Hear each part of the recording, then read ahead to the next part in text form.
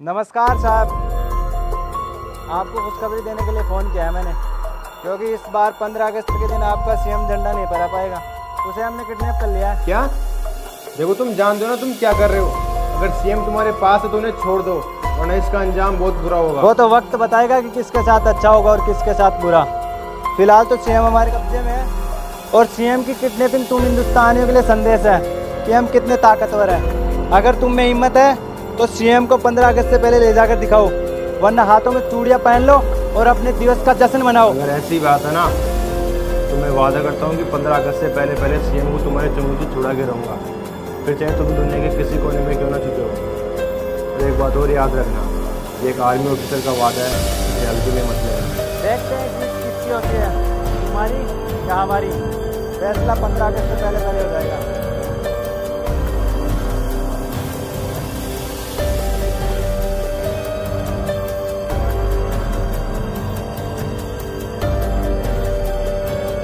Hello officer Vikram. जी sir.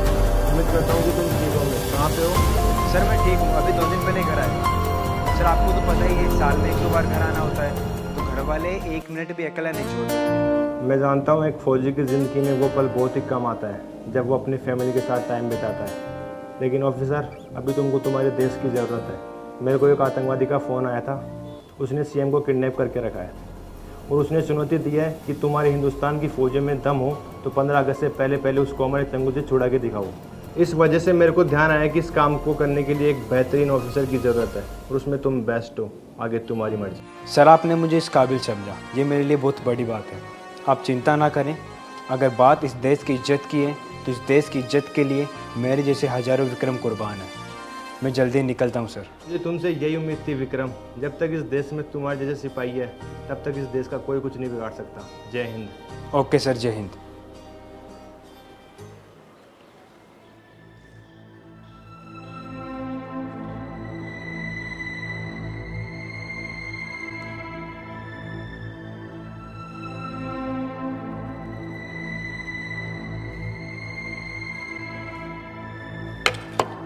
चाय पीजिए।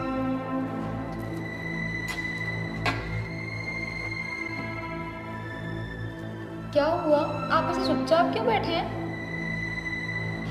कुछ नहीं, बस ऐसे। अच्छा, कुछ नहीं। किससे झूठ बोल रहे हो? तुम कुछ नहीं भी बोलते हो ना तो भी मैं समझ जाती हूँ। तुम्हें क्या लगा तुम कुछ झूठ बोलोगे मुझसे और मैं समझ नहीं पाऊँगी? मैं तुम्हारी आंखें देख के बता सकती हूँ कि तुम मुझसे क्या कहना चाहते हो, तो बोलो। तुम हर बार कैसे समझ जाते हो कि मैं परेशान हूँ या फिर मैं तुम्हें कुछ कहना चाहता हूँ? इसमें समझने वाली कौन सी बात है? आपको किसी से इतना प्यार होना चाहिए कि उसके पास आपको समझने के अलावा और कोई काम ही ना हो। सारी दुनिया जब उसका साथ छोड़ दे तब आप उसका साथ दो। एक वक्त पर आने के बाद में जब वो उसे ना समझे तब आप उसे समझो। और तुम्हारी तो क्या मेरे सोल्जर, तुम्हें समझने के अलावा मेरे पास तो कोई काम ही नहीं है। वो अभी मुझे हेडक्वार्टर से फ़ोन आया था, कुछ बड़ी प्रॉब्लम हो गई है, मुझे इस देश के लिए जाना होगा। वैसे आए मुझे अभी 2 दिन हुए हैं, मेरा भी मन नहीं कर रहा जाने का, पर मुझे जाना होगा। तुम्हें पता है, जब तुमसे मेरी शादी होने वाली थी तब मुझे बहुत डर लग रहा था कि पता नहीं आर्मी ऑफिसर है, मुझसे ज़्यादा अपनी ड्यूटी पे ध्यान देगा, और अपनी ड्यूटी पे ध्यान देगा तो फिर मेरी ड्यूटी कौन करेगा। लेकिन फिर मैंने सोचा जो अपने देश के लिए ईमानदार है तो वो मेरे लिए भी तो ईमानदार होगा। फिर मेरी आपसे शादी हो गई, फिर मुझे आपसे बहुत प्यार हो गया। अब चाहें तो आप इस बात का फ़ायदा उठा सकते हैं। तो फिर मैं जाऊँ? हाँ जाओ, और जिस भी काम के लिए जा रहे हो उसमें जीत कर आना। I love you. I love you to.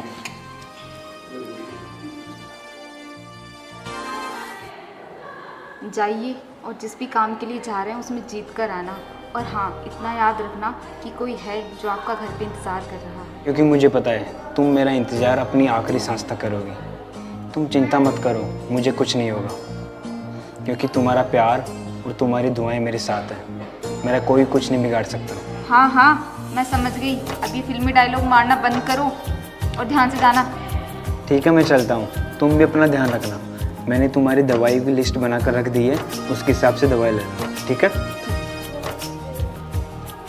Officer, CM को ढूंढने के लिए हमारे पास सिर्फ 2 दिन बचे हैं और इन 2 दिनों में सीएम को ढूंढना बहुत ही ज़्यादा ज़रूरी है, लेकिन इसके लिए हमारे पास पुख्ता जानकारी नहीं है। लेकिन अंदाज़ा है कि वो जो ब्रिगेडियर्स की पहाड़ियाँ हैं उनके पीछे जो टाइगर हिल है वहाँ पे छुपे हो सकते हैं, लेकिन इसकी भी पुख्ता जानकारी हमारे पास अभी तक नहीं है। अगर आतंकवादी उस किले में छुपे हुए होंगे तो तुम्हारे लिए बैकअप भेजना बहुत ही मुश्किल हो जाएगा, और हो सकता है कि बैकअप आते आते तुम्हारी जान भी खतरे में चली जाए। सर, एक फौजी की जान तो उसी दिन खतरे में आ जाती है जिस दिन वो आर्मी ज्वाइन करता है, तो अब कैसा खतरा? सर, वो लोग एक आम आदमी को हरा सकते हैं लेकिन एक फौजी को नहीं। हमारी बटालियन के एक एक जवान उन हज़ारों पे भारी हैं। और सर, वैसे भी किसकी मजाल जो छेड़े दिलेर को, वो आतंकवादी खुद सलामी देंगे हमारे देश को। जय हिंद सर।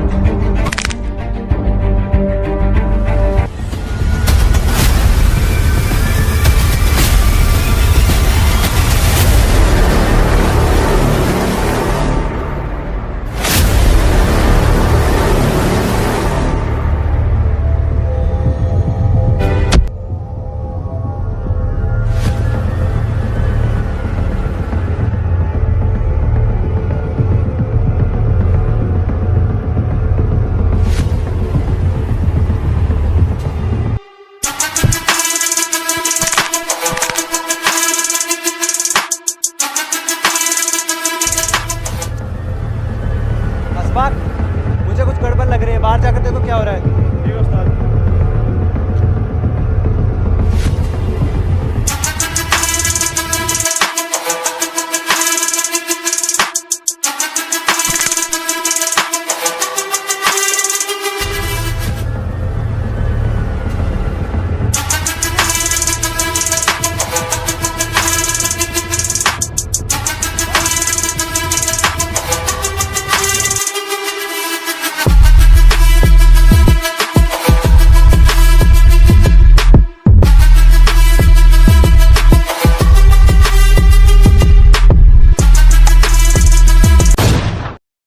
मार दो, मुझे मारने से क्या होगा?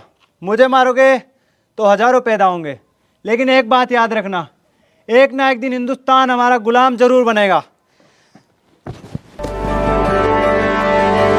ऐ वतन वतन मेरे आबाद रहे तू।